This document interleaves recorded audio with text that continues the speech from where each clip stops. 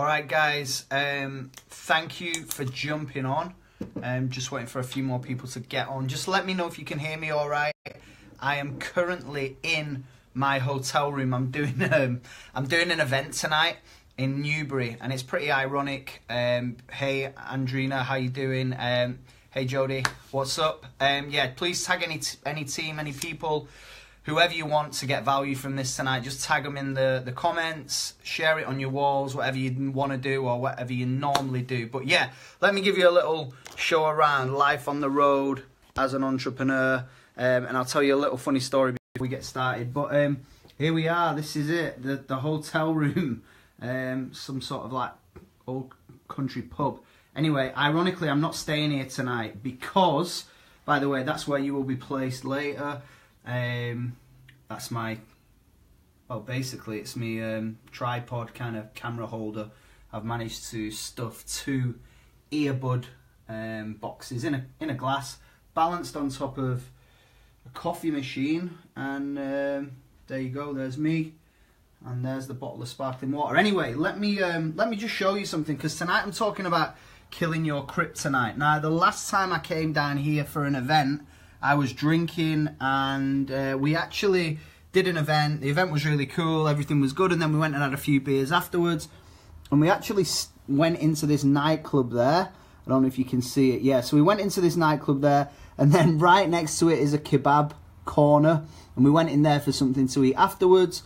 Literally walked across the road, and there was a massive fight that erupted. I came up to my room eating my chicken and chips or whatever it was, and basically I just watched it all unfold from this window while I was stuffing my face with bad carbs and food. So yeah, pretty ironic that tonight I'm back here doing an event, and I'm not actually going to stay in the hotel tonight. I'm going to be out of here. I'm going to leave about 10:30 and drive back up to the north of England, which is going to take me about 3 hours. What's the difference? The difference is I killed my kryptonite. The difference is I'm not drinking at the moment. My kryptonite is alcohol. It always has been. I was listening to an amazing audiobook today called The Leader Eats Last by Simon Sinek. A really, really cool audiobook. And he talks a lot about dopamine in this thing, and how we're all kind of addicted to some form of dopamine, whether it's a like on Facebook, whether it's getting a text message, whether it's drinking too much, whether it's some form of drug, whether it's exercise. All these things that kind of increase the dopamine levels in your body, it can become addictive. So you have to be aware of that stuff. My kryptonite has always been getting too high in terms of like my emotion. Like when things are going really, really well, I want to celebrate all the time.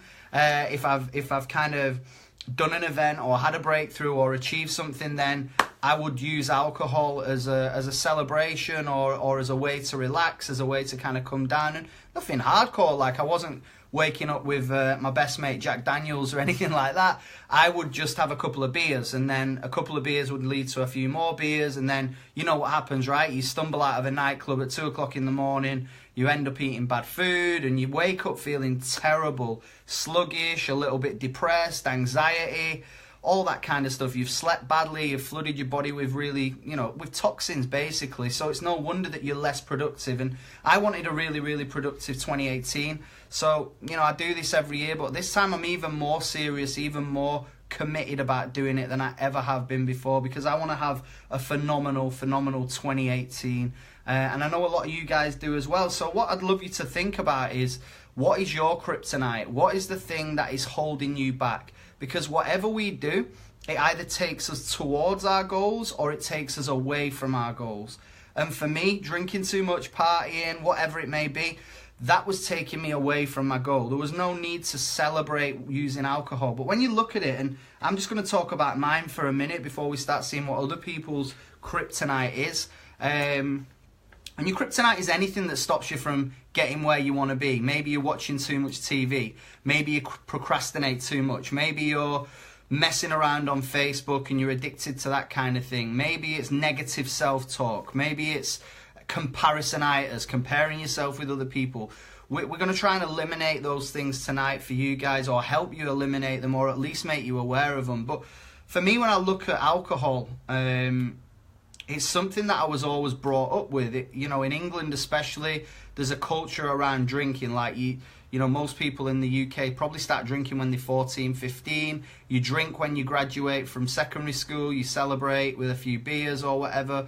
You drink when you're at the football match. You drink after you've played football. You go out on the weekend and have a few beers. You relax after a hard day at work by having a couple of beers. So I've been surrounded by alcohol most of my life. So it's no coincidence that we're all kind of habitualized with this stuff, and it's everywhere. It's in the media, it's on the news, you know, all that kind of stuff. Every advertisement on the TVs, you know, there's beer out there or alcohol, and it's kind of drummed into us that, you know, if we don't drink, we're not cool, or if we don't celebrate with a beer or a vodka or whatever, we you know, we're not normal. So for me, it's almost identifying that and realizing, what does it actually do for us? What is it doing to our goals? What is it doing to our bodies? What is it doing to our future and where we want to be? And for me, I identified that is the number one thing that I need to kill, is the alcohol and the drinking, because what happens when you drink, it has a negative impact for the rest of the day. For me personally, I ain't one of those guys that would ever have one beer or two beers.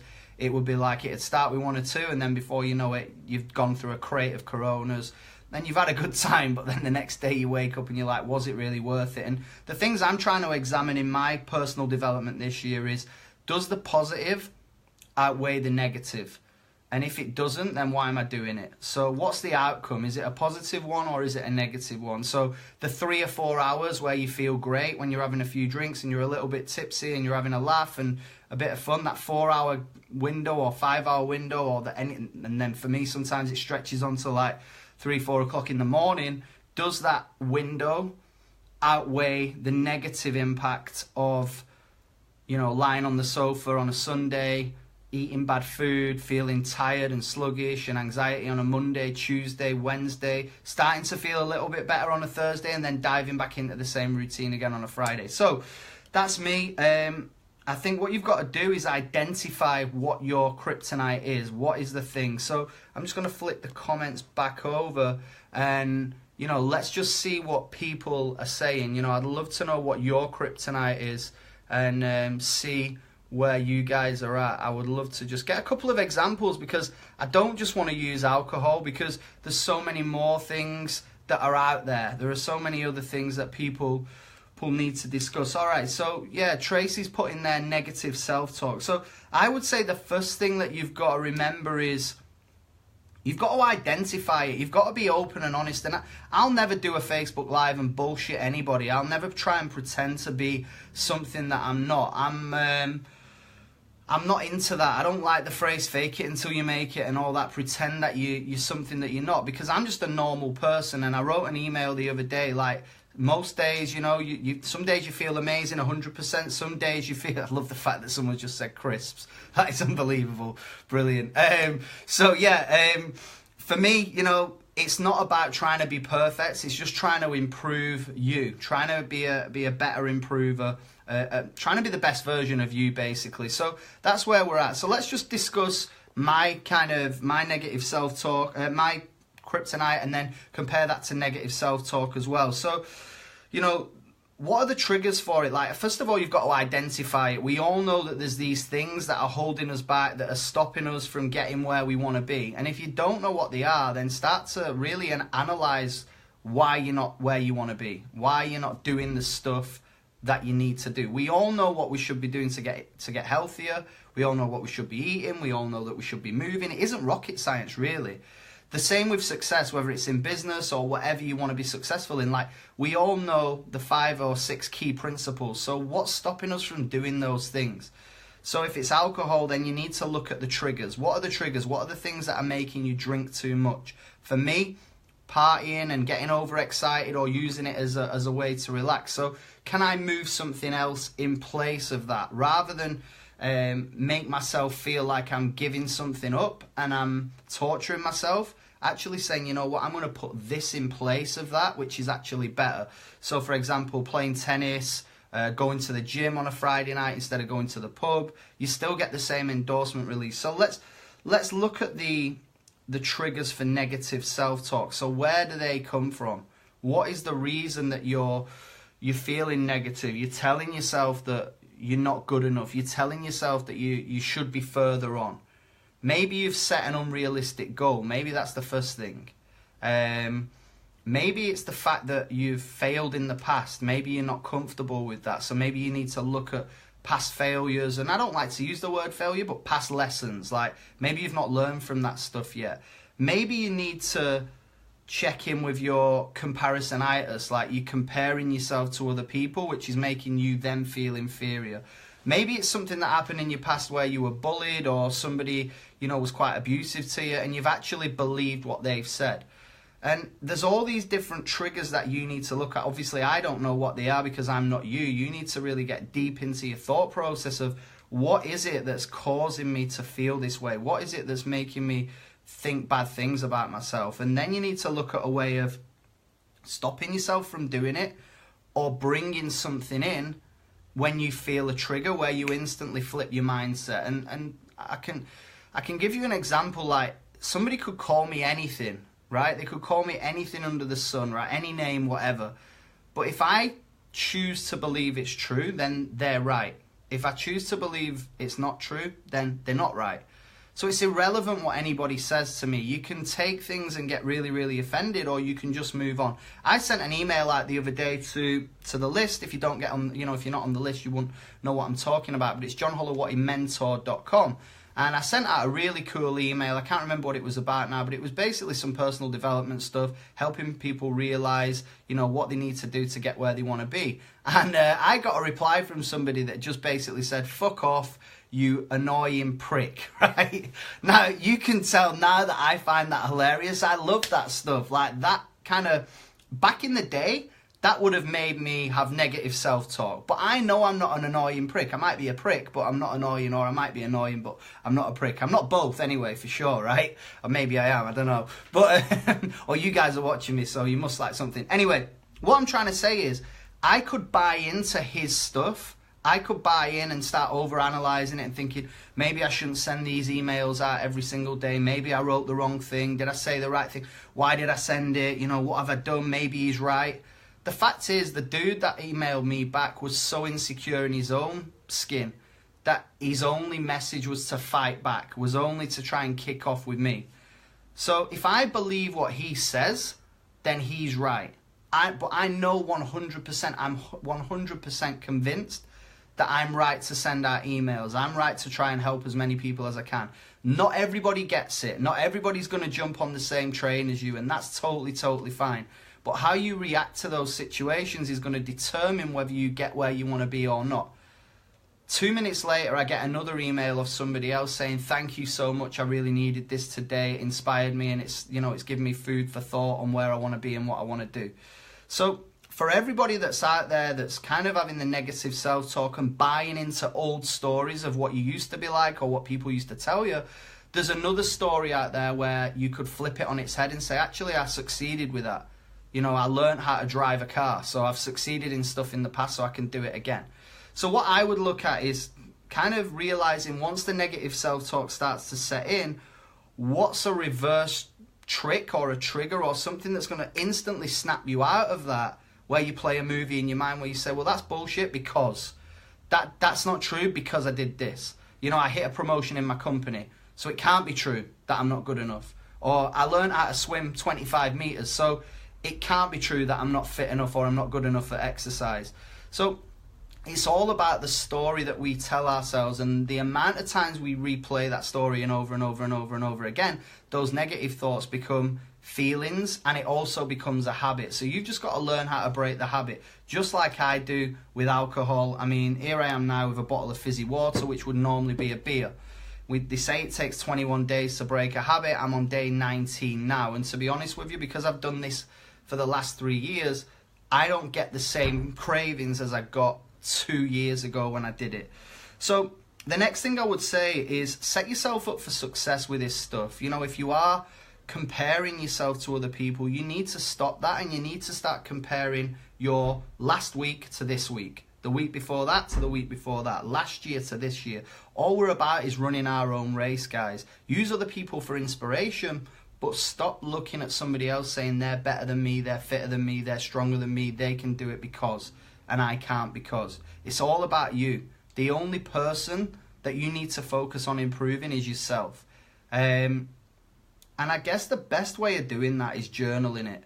You know, writing down the stuff that you've achieved this week. I've started doing this year. I write every morning 3 things that I'm grateful for, 3 things that I want to achieve, and then at the end of the night, I think it's called the 5-minute journal app if you want to get it. It was recommended by Tim Ferriss on a video that I watched, and it's amazing. It's dead quick, dead simple. I'm not one of these that wants to, hey, you might be, that's cool as well, but I'm not one of these people that wants to sit there writing about my day for an hour. I just want to quickly get out the stuff that I want to do. 3 things that you're grateful for, 3 things that you're going to do today, and then at the end of the day, it'll prompt you again. 3 things that you've achieved this day that were amazing. So it might be, you know, this is what we've got to get better at as human beings, is celebrating the little wins every single day. You know, the fact that I haven't had an alcoholic drink today might be an amazing win for me. Okay, the fact that I've not eaten too much sugar today might be an amazing win for me. I've kept my blood sugar levels really stable. The fact that I trained hard, really trained hard yesterday could be an amazing win. That could be the thing that I write down. Tonight when I get in, it's probably going to be like 2 a.m. when I get home, but the fact that I wake up tomorrow, I'm in my own bed, and I can start my day and I don't have a 3-hour drive plus traffic is a win. You know, so what I'm trying to say, guys, is writing this stuff down is a way of looking back saying, these are the successful things that I'm doing.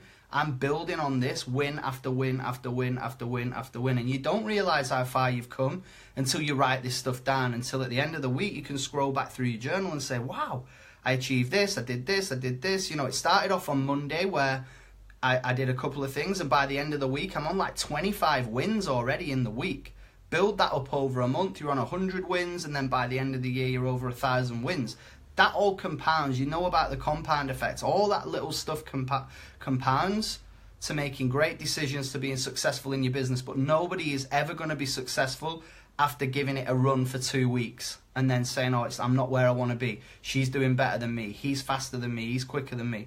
So make sure you're journaling it and build some good feelings around it. I would always try and imagine yourself getting better. Kind of see this. I always talk about John 1, John 2. You know, you've got your own version of you, 1 and version of you 2. Number 2 is the person that I'm trying to become, the person that I'm trying to improve to be. And if you play the story of that in your mind of who you want to become, and as you start to add these daily disciplines to it, you will start to hit that person. You will start to reach that goal of being more like the person you were. And if I look back to just in 20 days, where I was in the last week of 2017, where I was eating the wrong foods, drinking the wrong stuff, not training enough, having a lot of negative self-talk, wasting time on Facebook, messing around, all that kind of stuff, compared to where I am now, it's poles apart. And that is in as little as 20 days. Imagine what that's going to be like after a whole year. So I would just kind of like to wrap up on this, guys. I mean, there's 2 types of things really that are gonna impact your life. They're either gonna take you towards where you want to be, or they're gonna take you away from it. Whether it's too much sugar, whether it's, you know, negative self-talk, whether it's alcohol, whether it's procrastinating, whether it's hanging around with the wrong people, you have to make a decision, and it always comes down to that decision, and that's gonna take you towards it or away from it. And it's as simple as this, guys. If you want to change your life, then change your life. But just to recap, identify what it is, look at the triggers, build some positive kind of coping strategies around it, bring in good stuff rather than just depriving yourself. Like, switch it up, try and couple it as well. So if you're trying to reduce, if you're trying to reduce alcohol or sugar, swap something for it. So for me, I've started drinking non-alcoholic beer. So I'm not just giving up beer, I'm just giving up alcohol. Yeah, if it's sugar, look for a healthier alternative. If it's Facebook or messing about or just getting distracted, like, give yourself that time. Say, you know what, I'm going to allow myself, if you're one of these people that just love scrolling and rolling, as I call it, Give yourself 30 minutes a day, but then say, right, after I've done my 30 minutes, that's it. I'm going to shut down my phone and I'm going to get on with what I'm supposed to be doing. So it's all about making it easier for you to bring in stuff that replaces the other stuff that's stopping you from getting where you want to be. So that's pretty much it from me tonight, guys.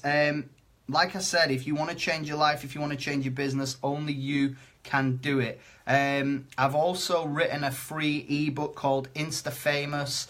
If you haven't got it already, download it at instafamousbook.com. It's just a free book about adding value on social media. May help you with your business or help you in your crusade of helping more people get where they want to be. Thank you so much for checking in tonight. Please share it with anybody who you think will get value from this. Drop me a message, comment, give me some love, whatever. Thank you for checking in. I literally have to leg it across the road now, avoiding that dodgy nightclub, and go and speak at this event and hopefully change some lives in there as well. Stay cool. Have an amazing week.